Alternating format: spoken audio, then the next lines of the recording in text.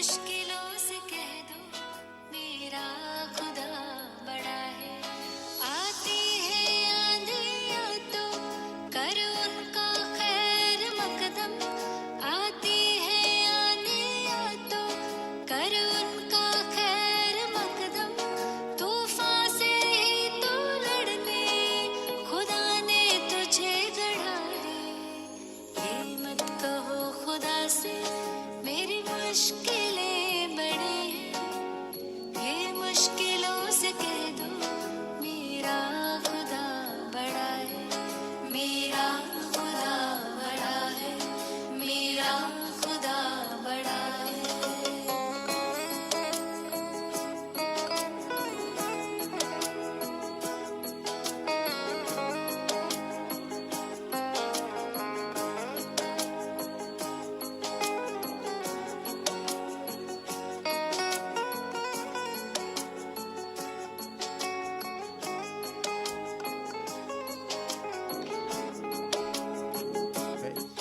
अग्नि में तप के सोना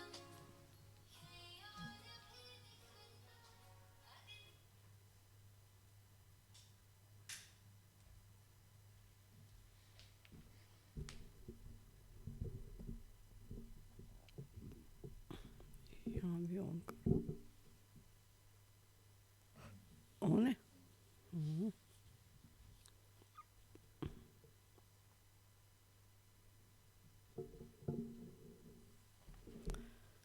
ओम शांति।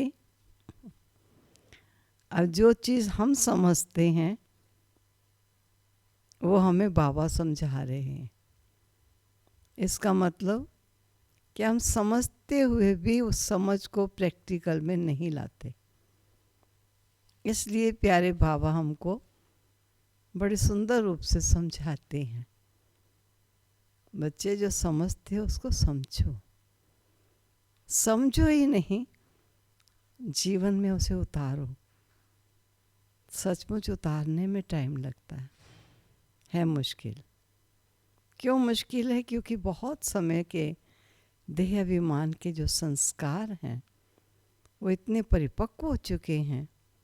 इसलिए बाबा हम बच्चों को यही आदेश देते हैं, बार बार याद रखो, मैं आत्मा हूँ, मैं आत्मा हूँ, मैं आत्मा हूँ।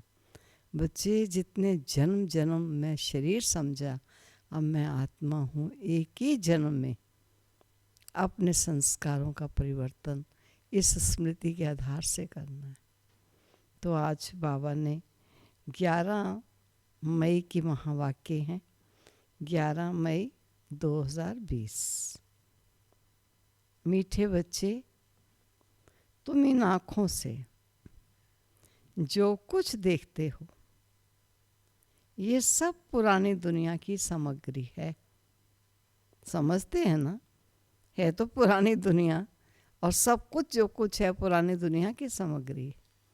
क्या महलों मकान है, क्या ऐशो इशरत के साधन है, क्या विज्ञान के चमत्कार हैं, है तो सब पुरानी दुनिया की सामग्री, कोई नई दुनिया की तो नहीं है। ये समाप्त होनी है। इसलिए इस दुख धाम को बुद्धि से भूल जाओ। ये प्यारे बाबा की आज्ञा है। भूल जाओ इस पुरानी दुनिया को। प्रश्न है, मनुष्यों ने बाप पर कौन सा दोष लगाया है, लेकिन वह दोष किसी का भी नहीं है। बताओ कौन सा दोष लगाया? वो दोष है किसी का भी नहीं, ना भगवान का है ना इंसान का है। इतना बड़ा जो विनाश होता है, मनुष्य समझते भगवान ही कराता है। दुख भी वो देता है, सुख भी वो देता है। ये बहुत बड़ा दोष लगा दिया है। बाप कहते हैं, बच्चे मैं सदा सुखदाता हूँ, मैं किसी को दुख नहीं दे सकता। अगर मैं विनाश कराऊं तो सारा पाप मेरे पर आ जाए। वे तो सब ड्रामा अनुसार होता है, मैं नहीं कराता। ड्रामा में स्थापना के साथ विनाश नोंदा हुआ है, होगा। मैं नहीं कराता हूँ। रिकॉर्ड है, रात के राही थक मत जाना, सुबह की मंजिल दूर नहीं। ओम शांति। बच्चों को सिखाने के लिए कई गीत बड़े अच्छे। गीत का अर्थ करने से वाणी खुल जाएगी। पहले बाबा, कई बच्चे कहते थे हम बोल नहीं सकते, तो गीत चलता था और बाबा किसी भी बच्चे को कहते थे आओ बच्चे स्टेज पर बैठो और जो गीत है इसका अर्थ सबको सुनाओ, जिससे कि आपकी वाणी खुलेगी, बोलना आएगा। बच्चों की बुद्धि में तो है कि हम सभी दिन की यात्रा पर हैं। रात की यात्रा पूरी होती है। रात के राही थक मत जाना, रात की बहुत लंबी यात्रा थी, वो यात्रा पूरी होती, अब दिन की यात्रा पर है। भक्ति मार्ग है रात की यात्रा। अंधियारे में धक्का खाना होता है। आधा कल्प रात की यात्रा पर कर उतरते आए हो, अभी आए हो दिन की यात्रा पर। ये यात्रा एक ही बारी करते हो, तुम जानते हो। याद की यात्रा से हम तमो प्रधान से सतो प्रधान बन, फिर सतो प्रधान सतयुग के मालिक बनते हैं। सतो प्रधान बनने से सतयुग के मालिक, और तमो प्रधान बनने से कलयुग के मालिक बनते हो। उनको कहा जाता है स्वर्ग और इनको कहा जाता है नरक। अब तुम बच्चे बाप को याद करते हो। बाप से सुख ही मिलता है, जो और कुछ बोल नहीं सकते हैं। वो सिर्फ ये याद रखें, शांति धाम है हम आत्माओं का घर, सुख धाम है स्वर्ग की बादशाही, और अभी ये है दुख धाम रावण राज्य। अब बाप कहते हैं इस दुख धाम को भूल जाओ। भले यहाँ रहते हो, परंतु बुद्धि में ये रहे कि इन आंखों से जो कुछ देखते हैं वह सब रावण राज्य है। इन शरीरों को देखते हैं, ये भी सारी पुरानी दुनिया की सामग्री है। ये सारी सामग्री इस यज्ञ में स्वाहा होनी है। ये पतित ब्राह्मण लोग यज्ञ रचते हैं, तो उनमें जो तिल आदि सामग्री स्वाहा करते हैं। यहाँ तो विनाश होना है। ऊंचे से ऊंचा बाप है, पीछे ब्रह्मा और विष्णु है, शंकर का इतना कोई पार्ट है नहीं। विनाश तो होना ही है। बाप तो विनाश उनसे कराते हैं जिस पर कोई पाप ना लगे। अगर कहें भगवान विनाश कराता है तो उस पर दोष आ जाएगा। इसलिए ये सब ड्रामा में नोंद है। ये बेहद का ड्रामा है जिसको कोई जानते नहीं है। रचता और रचना को कोई नहीं जानते, और ना जानने कारण निधन के बन पड़े हैं। कोई धनी है ही नहीं। कोई घर में बाप नहीं होता है और आपस में लड़ते हैं तो कहते हैं तुम्हारा कोई धनी नहीं है क्या? अभी तो करोड़ों मनुष्य है, इनका कोई धनी धोनी नहीं है। नेशन नेशन में लड़ते रहते हैं, एक ही घर में बच्चे बाप के साथ, पुरुष स्त्री के साथ लड़ती रहती है। दुख धाम में है अशांति। ऐसे नहीं कहेंगे भगवान बाप कोई दुख रचता है। मनुष्य समझते हैं दुख सुख बाप ही देते हैं, परंतु बाप कभी दुख दे नहीं सकता है। उनको कहा ही जाता है सुख दाता, फिर दुख कैसे देंगे? बाप तो कहते हैं हम तुमको बहुत सुखी बनाते हैं। एक तो अपने को आत्मा समझो, सुखी बनने का रास्ता। एक तो अपने को आत्मा समझो, आत्मा है अविनाशी, शरीर है विनाशी। हम आत्माओं के रहने का स्थान परम धाम है, जिसको शांति धाम भी कहा जाता है। ये अक्षर ठीक है। स्वर्ग को परम धाम नहीं कहेंगे। परम माना ही परे ते परे। स्वर्ग तो यहाँ हो ही, स्वर्ग तो यहाँ ही होता है। मूल वतन है परे ते परे, जहाँ हम आत्मा रहते हैं। सुख दुख का पाठ तुम यहाँ बजाते हो। ये जो कहते हैं फलाना स्वर्ग पधारा, ये है बिल्कुल रॉन्ग। स्वर्ग तो यहाँ है ही नहीं। अभी तो है कलयुग। इस समय तुम हो संगम युगी और बाकी सब है कलयुगी। एक ही घर में बाप कलयुगी है तो बच्चा संगम युगी है। स्त्री संगम युगी है, पुरुष कलयुगी है। कितना फर्क हो जाता है। स्त्री ज्ञान लेती है, पुरुष ज्ञान नहीं लेता, तो एक दो को साथ नहीं देते, क्योंकि एक कलयुगवासी हो गया, एक संगम युगवासी हो गया। दोनों के अपनी अपनी मत है, एक दो को साथ देते नहीं। घर में खिटखिट हो जाती है। स्त्री फूल बन जाती है, वह कांटे का कांटा रह जाता है। एक ही घर में बच्चा जानता है हम संगम युगी पुरुषोत्तम पवित्र देवता बन रहे हैं, लेकिन बाप कहते शादी बर्बादी कर नरकवासी बनो।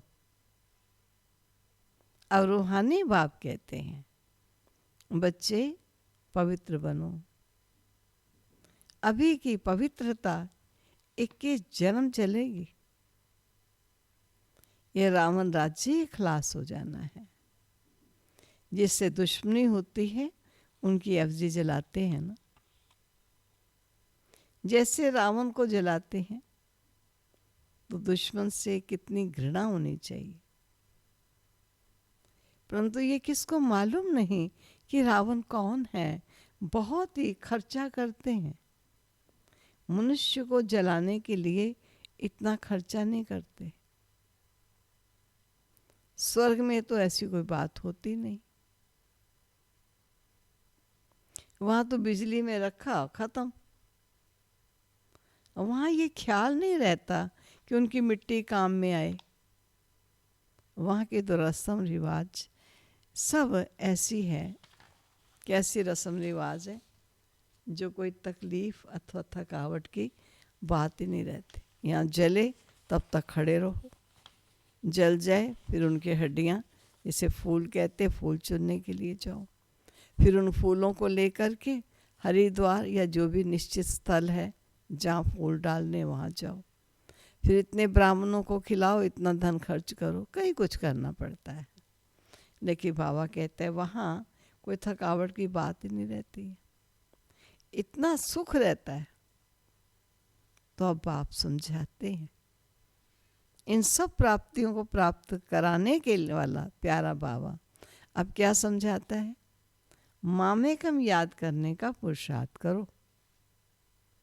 ये याद करने की ही युद्ध है। बाबा बच्चों को समझाते रहते, मीठे बच्चे अपने ऊपर अटेंशन का पहरा देते रहो। माया कहाँ नाक कान काट न जाए। नाक कान और नाक कान काट ना जाए। क्यों? कि दुश्मन है ना। तुम बाबा को याद करते हो, माया तूफान में उड़ा देती, कहाँ से कहाँ चले जाते। कर रहे हैं याद, चिंतन कुछ और आ गया। इसलिए बाबा कहते हैं हर एक को सारे दिन का चार्ट लिखना चाहिए कि कितना बाबा को याद किया, कहाँ मन भागा, डायरी में नोट करो। कितना समय बाबा को याद किया, अपनी जांच करनी चाहिए। तो माया भी देखेगी ये तो अच्छा बहादुर है, अपने पर अच्छा ही अटेंशन रखता है, पूरा पहरा रखना है। अभी तुम बच्चों को बाप आकर परिचय देते हैं, कहते हैं भले घर बार संभाल लो, सिर्फ बाबा को याद करो। ये कोई उन सन्यासियों माफिक नहीं है, वह बीख पर चलते हैं, फिर भी कर्म तो करना पड़ता है ना। तो उनको भी कह सकते हो कि तुम हठ योगी हो। राजयोग सिखाने वाला एक ही भगवान है। अभी तुम बच्चे संगम पर हो, इस संगम युग को याद करना पड़े, ये भी भूल जाता है। कलयुगी नरक में रहते रहते पुरानी नरक की चीजें अट्रैक्ट कर लेती हैं, इसलिए भूल जाते हैं। इस संगम युग को याद करना पड़े। हम अभी संगम युग पर सर्वोत्तम देवता बनते हैं। हम उत्तम पुरुष अर्थात पूज्य देवता थे, अब कनिष्ठ बन पड़े, कोई काम के नहीं रहे। अब हम क्या बनते हैं? मनुष्य जिस समय बैरिस्ट्री आदि पढ़ते हैं उसमें मर्तबा नहीं मिलता। इम्तिहान पास किया, मर्तबे की टोपी मिली, जाकर गवर्नमेंट की सर्विस में लगेंगे। अभी तुम जानते हो हमको ऊंचे तो ऊंचा भगवान पढ़ाते हैं, तो जरूर ऊंचे ते ऊंचा पद भी देंगे। ये एम ऑब्जेक्ट है। अब बाप कहते हैं माँ में कम याद करो, मैं जो हूं जैसा हूं सो समझा दिया है। आत्माओं का बाप मैं बिंदी हूं, मेरे में सारा ज्ञान है। तुमको भी पहले ये ज्ञान थोड़ी था कि आत्मा बिंदी है और उनमें 84 जन्मों का पाठ अविनाशी नूंदा हुआ है। क्राइस्ट पाठ बजाकर गए, फिर जरूर आएंगे तो सही ना। चक्र है ना सृष्टि का। क्राइस्ट के अभी सब जाएंगे, क्राइस्ट की आत्मा भी अभी तम प्रधान होगी। जो भी ऊंचे से ऊंचा धर्म स्थापक है वो अब तमो प्रधान। ये भी कहते हैं मैं बहुत जन्मों के अंत में तमो प्रधान बना, साकार ब्रह्मा बाबा। अब फिर सतो प्रधान बनते हैं तत्व। जैसे ये बनते हैं ऐसे तुम सब बच्चे भी बनते हो। तुम जानते हो हम अभी ब्राह्मण बने देवता बनने के लिए। विराट रूप के चित्र का अर्थ कोई नहीं जानते। अभी तुम बच्चे जानते हो आत्मा स्वीट में रहती है। आत्मा जब स्वीट होम में रहती है तो आत्मा पवित्र है। यहाँ आने से पतित बनी है। तब कहते हैं हे पतित पावन आकर हमको पवित्र बनाओ तो हम अपने घर मुक्ति धाम में जाएं। ये भी पॉइंट धारण करने के लिए है। मनुष्य नहीं जानते मुक्ति जीवन मुक्ति धाम किसको कहा जाता है। मुक्ति धाम को शांति धाम कहा जाता है। जीवन मुक्ति धाम को सुख धाम कहा जाता है। यह है दुख का बंधन। जीवन मुक्ति को सुख का संबंध कहेंगे। अब दुख का बंधन दूर हो जाएगा। हम पुरुषार्थ करते हैं ऊंचा पद पाने के लिए तो ये नशा होना चाहिए। हम अभी श्रीमत पर अपना राज्य भाग्य स्थापित कर रहे हैं। जगदम्बा नंबर 1 में जाती है और हम भी उनको फॉलो करेंगे। जो बच्चे अभी माता पिता के दिल पर चढ़ते हैं वही भविष्य में तख्त नशीन बनेंगे। दिल पर वो चढ़ते हैं। कौन चढ़ते हैं? जो दिन रात सर्विस में बिजी रहते हैं। सबको पैगाम देना है कि बाप को याद करो। पैसा कौड़ी कुछ भी लेने का नहीं।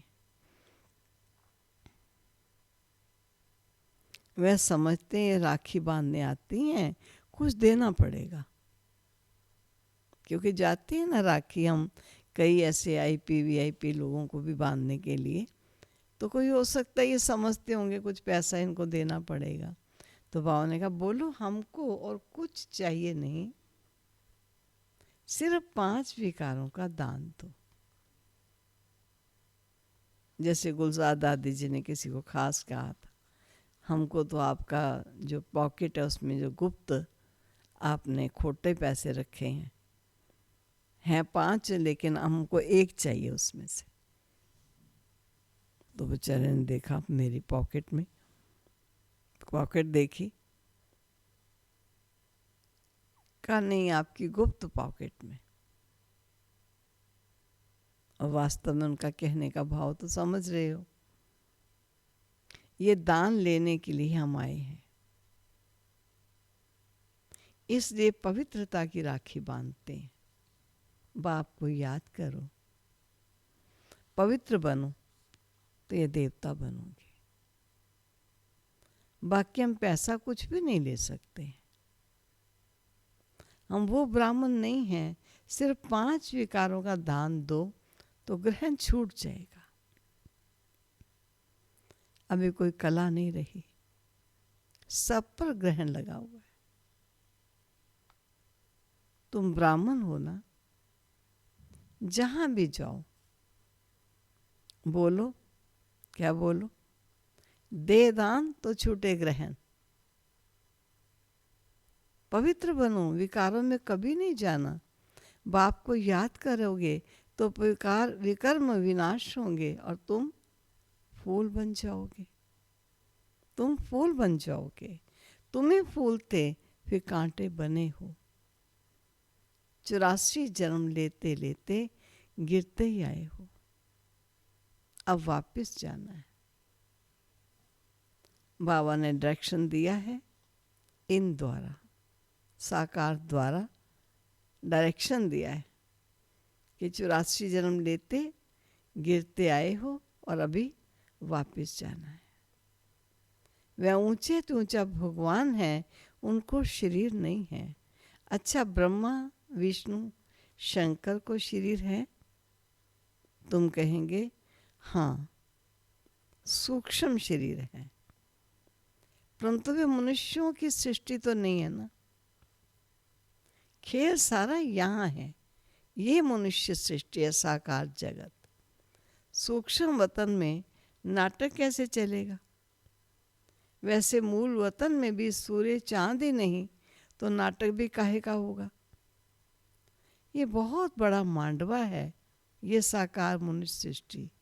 पुनर्जन्म भी यहाँ होता है, सूक्ष्म वतन में नहीं होता है।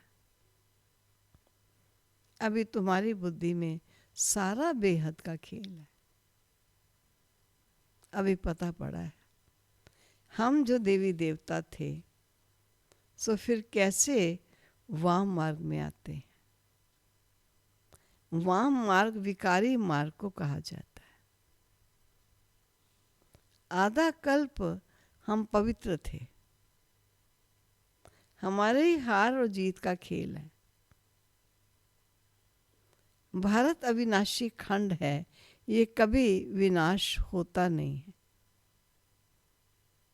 आदि सनातन देवी देवता धर्म था तो और कोई धर्म नहीं था। तुम्हारी इन बातों को मानेंगे वो कौन? जिन्होंने कल पहले माना होगा।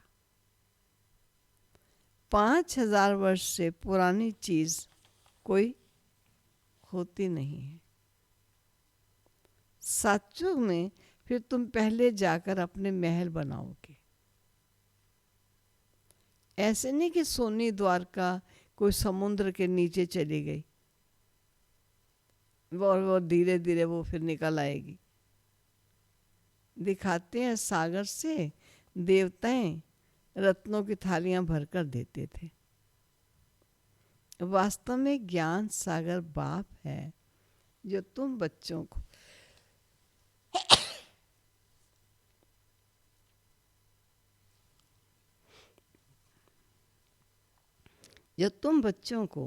ज्ञान रत्नों की थालियां भरकर दे रहे हैं।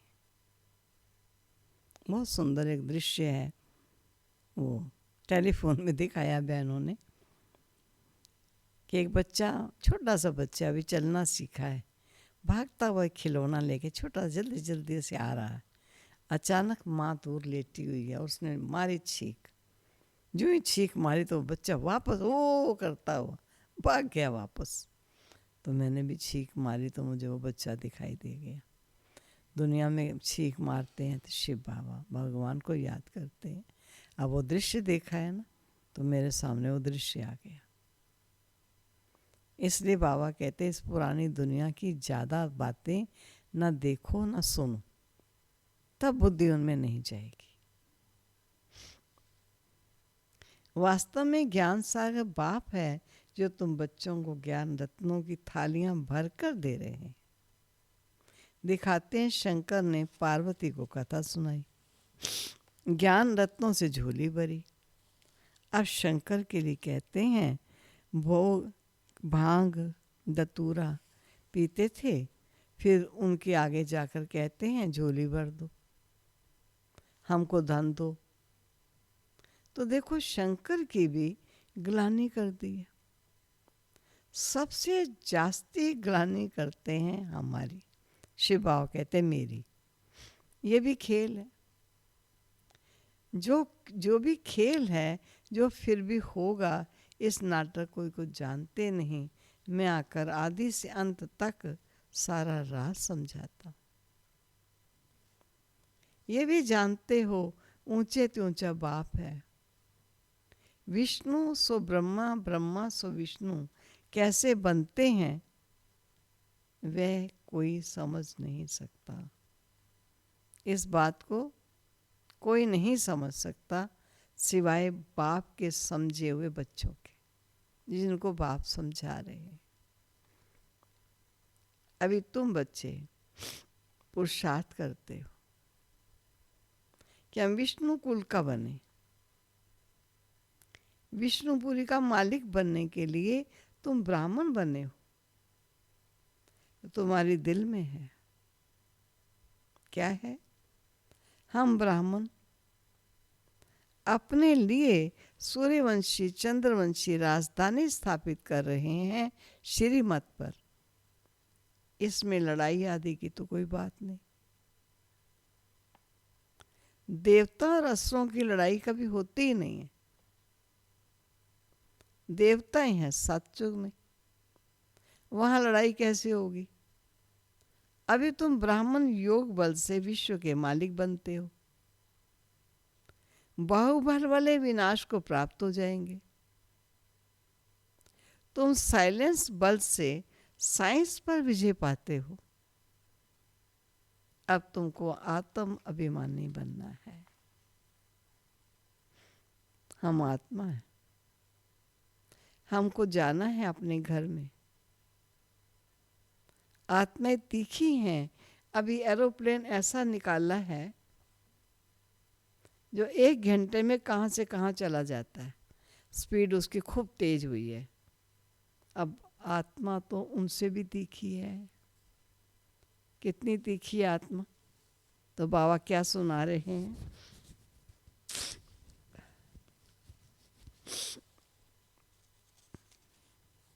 आत्मा उनसे भी तीखी है। चपटी में आत्मा कहाँ की कहाँ जाकर जन्म लेती। चपटी लगाई और आत्मा कहाँ से कहाँ जाकर जन्म लेती है। कोई विलायत में भी जाकर जन्म लेते। हिसाब किताब जिसका जहाँ होगा। आत्मा सबसे तीखा रॉकेट है।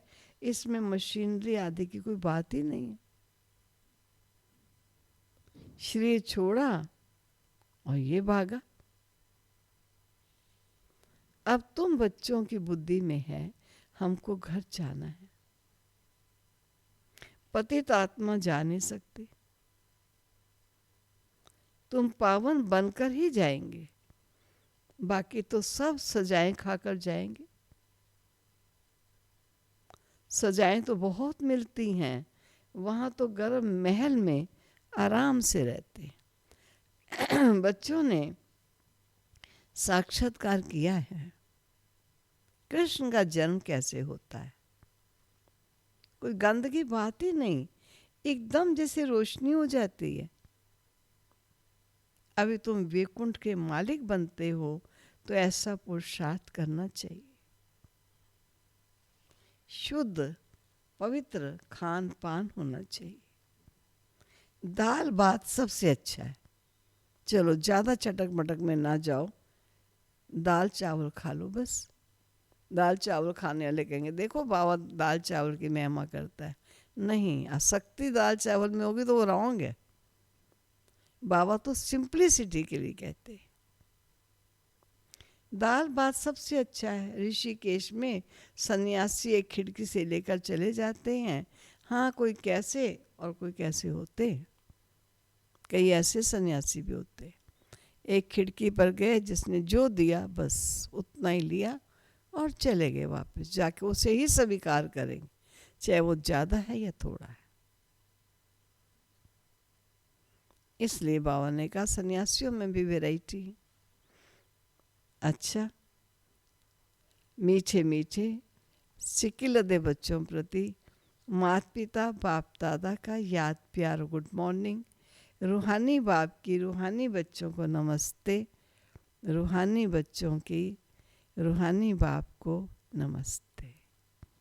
धारणा के लिए मुख्य सार, अपने ऊपर अटेंशन का पूरा पूरा पहरा देना है। माया से अपनी संभाल करनी है। याद का सच्चा सच्चा चार्ट रखना।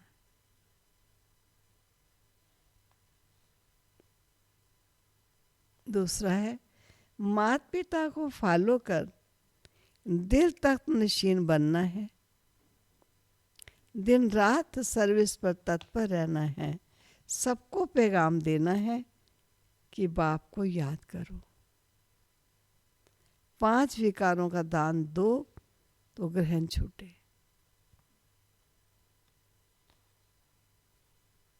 वरदान। बाप की याद द्वारा असंतोष की परिस्थितियों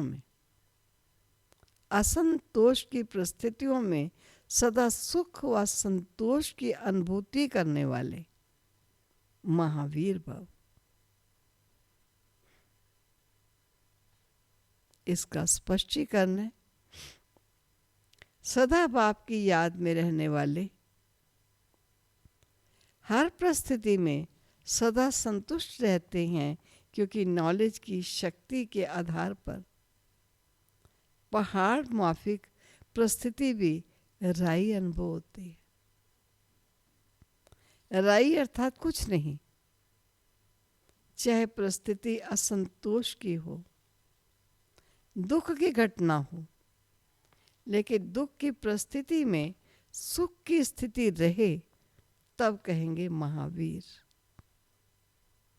कुछ भी हो जाए, नथिंग न्यू के साथ साथ बाप की स्मृति में सदा एक रस स्थिति रह सकती है, फिर दुख शांति की लहर भी नहीं आएगी।